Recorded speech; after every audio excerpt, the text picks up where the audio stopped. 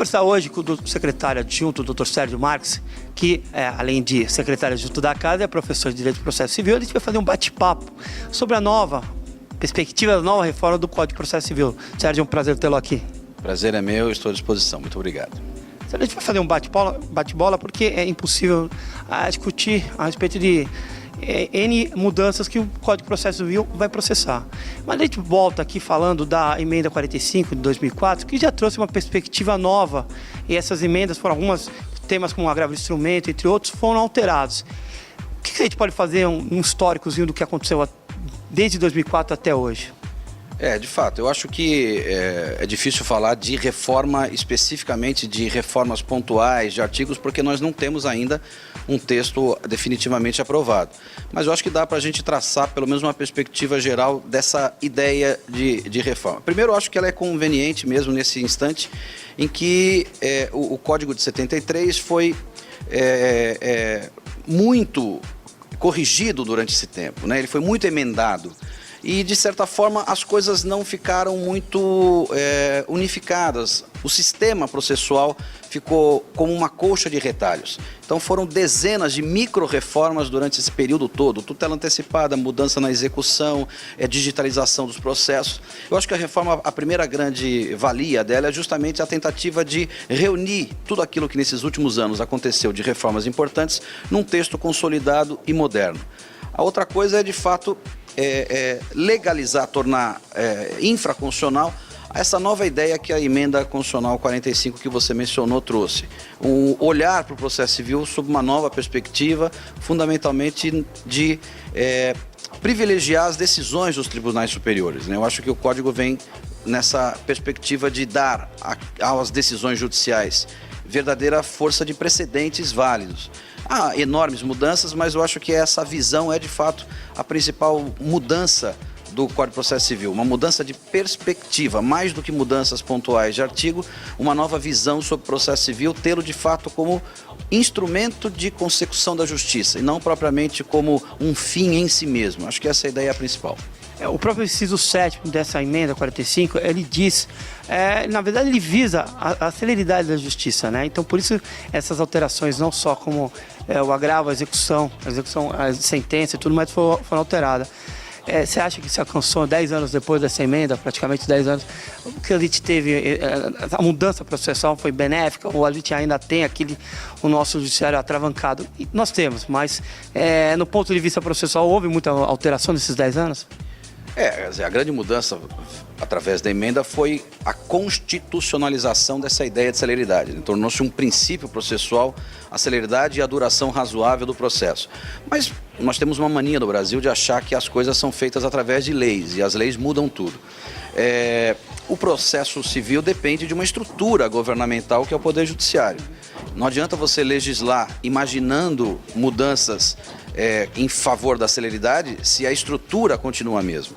É óbvio que alguns passos foram importantes e o Código de Processo Civil, essa perspectiva de novo código, viabiliza algumas mudanças, sobretudo redução de recursos, a possibilidade de antecipação do julgamento em causas repetidas, em causas que já foram julgadas. E eu acho que nós advogados, tivemos muito medo do peticionamento eletrônico. Mas eu acho que ele, de fato, veio, além de otimizar, de melhorar a nossa vida depois de nos acostumarmos com essa mudança, eu acho que o peticionamento eletrônico é, de fato, uma possibilidade grande de reduzir o tempo do processo. Então, eu acho que estamos caminhando e o Código, de fato, talvez tenha algumas medidas importantes de celeridade, sim. Eu acho que um ajuste no que foi feito, uma perspectiva nova, realmente a união aí da modernidade, até da tecnologia com o processo eletrônico, pode vir a trazer benefícios aí para a nossa classe e para a sociedade não todo. Voltando a falar um pouquinho nas alterações, alguns temas são bem peculiares e vão ter uma controvérsia muito grande. Terão controvérsias realmente com relação à advocacia pública, aos honorários, menciona-se na própria reforma, com relação também à pensão alimentícia, alteração, prisão, o sistema de governamento. E entre outras, uma grande coisa para os advogados é a suspensão dos prazos também, né?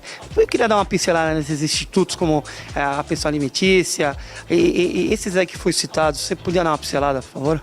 São realmente, eu até brinco com os meus alunos, nós vamos ter mudanças radicais mesmo.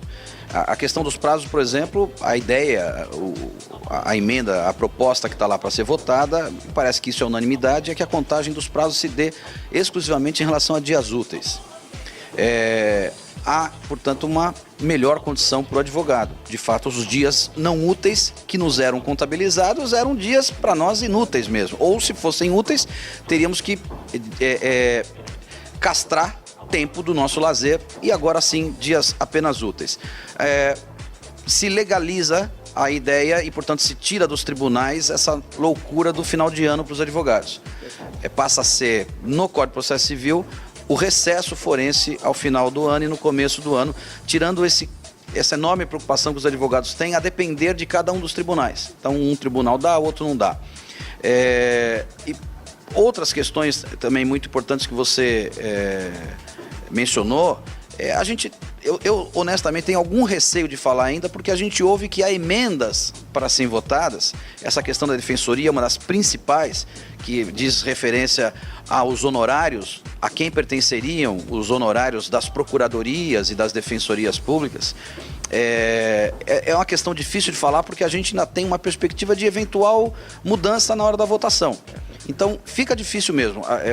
Eu adianto para o público que a OAB está já providenciando um debate grande já no mês de março, porque nós temos a ideia de que ele será aprovado até lá, e estamos já fazendo tratativas para um grande grupo de estudos aqui, com palestras, um seminário grande, durante 5 noites, em meados de março, com grandes autores e doutrinadores a respeito das principais mudanças. Por exemplo, o fim das cautelares, o fim do procedimento sumário, a ordinarização do processo, quer dizer, terminam esses ritos processuais múltiplos e a gente passa a ter um grande rito ordinário com algumas especificidades. Então, muitas questões importam demais para o advogado que trabalha, que milita no dia a dia. E voltaremos lá.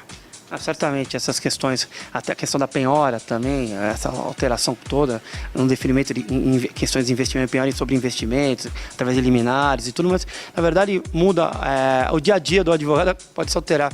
Eu lembro quando eu comecei a estagiar, o agravo, se protocolava o seu agravo junto, o processo subia inteiro e ficava, depois o agravo era desmembrado e tudo mais, e já foi uma grande coisa, muda muito. Mas de qualquer forma, é muito importante esse bate-papo, é lógico que não, o intuito do programa não na verdade, aprofundar-se no tema, até porque, como o próprio colega colocou, ainda não se votou, ainda não chegou a ser uma conclusão, não entrou, não se publicou, não chegou, a lei ainda não está vigorando. Mas essas perspectivas podem realmente alterar o dia a dia do advogado, então a gente é importante a gente trazer. Sérgio, provavelmente quando entrar em vigor a gente vai falar de novo isso aqui, eu vou te trazer de novo aqui no programa, eu te agradeço pela essa prestação aqui ao colega. Eu que agradeço e acho que os advogados, a partir de agora, devem ficar realmente bastante atentos às notícias que serão publicadas, para que tenham pelo menos a ideia, quando vierem discutir com a gente, assistir os cursos, ter antecipadamente a ideia do que aconteceu, do que está acontecendo. Eu agradeço demais o convite. Muito obrigado.